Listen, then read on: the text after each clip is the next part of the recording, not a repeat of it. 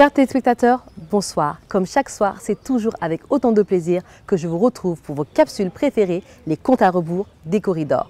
J-4 avant l'événement de l'année. Comme de tradition pour cet événement, nous allons avoir du beau, du meilleur, du glamour et du ludique. Pour commencer la soirée, nous allons avoir le baïfal de la musique sénégalaise Carlou-D. Et en fin de soirée, la star planétaire Youssou N'Dour, le super étoile de Dakar. Et bien sûr, d'autres guest stars que vous découvrirez lors de la soirée.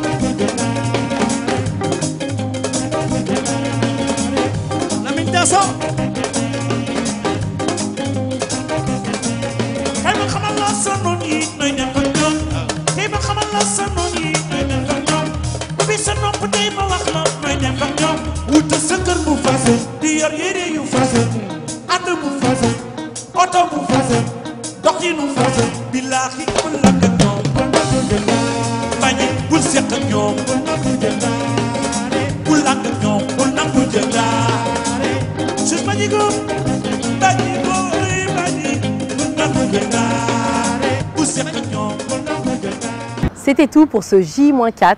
Je vous donne rendez-vous demain, même chaîne, même heure, pour le J-3. À très bientôt.